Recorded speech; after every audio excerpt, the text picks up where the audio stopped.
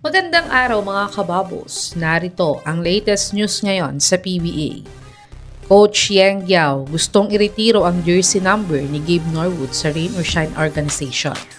Juan Gomez Deliano natuto na sa kanyang pagkakamali at babalik daw silang mas malakas next conference.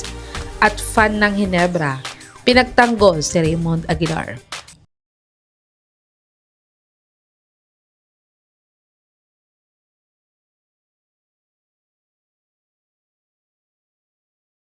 Maaga ngang nalaglag ang Rain or Shine sa PBA playoffs ngayong conference. At ito na din ang huling conference ng long-time player nilang si Gabe Norwood. At hindi nga daw ito inaasahan ni Mr. President na ending ng karir niya dahil ang pangarap daw sana niya bago siya magretiro ay mag-champion sila.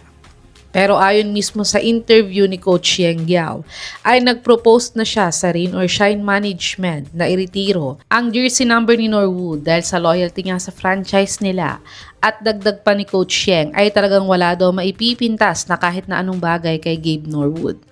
Sa tingin niyo mga kababos, tama bang magkaroon si Mr. President ng jersey retirement para sa Rain or Shine? I-comment niyo na po yan sa baba. Tumungo naman tayo sa star rookie ng Converge na natuto na daw sa pagkakamali at magiging mas malakas ang Converge next conference. Si Juan Gomez Deliano nga ang pinaka-consistent scorer ng Converge ngayong conference. Kahit rookie pa lang siya ay talagang bumubuhat na nga siya ng team ngayon.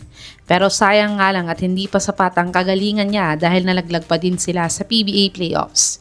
Pero ayon nga sa interview niya ay maganda nga daw ang naging experience niya sa playoffs at magiging lesson daw ito sa kanya para sa next conference ay mas maging malakas pa sila. Dumako naman tayo sa balitang ipinagtanggol ng isang Hinebra fan si Raymond Aguilar. Nag-viral nga online ang pang-aasar ni Raymond Aguilar kay Juan Gomez Deliano. Pero isang fan niya ng Converge ang pumuna kay Raymond na matanda na daw siya sa liga para gawin pang mga ganung bagay at si Juan daw ay rookie pa lang kaya dapat siyang inintindi na lang. Pero pinagtanggol naman siya ng isang Hinebra fan at sinabi sa comment niya na bakit di daw ba pwedeng gayahin si Juan at alam naman daw ni Juan na hindi pa tapos ang laban pero nagyabang na daw ito agad at kinumpara pa niya ito kay Stephen Holtz sa for the win shot niya na itinaas lang daw niya ang kamay niya. Kaya sana daw ay maging humble lang si Juan palagi at huwag magyabang pag may oras pang laro. Sa tingin niyo mga kababos, sang-ayon ba kayo sa Hinebra fan na ito? I-comment nyo na po yan sa baba.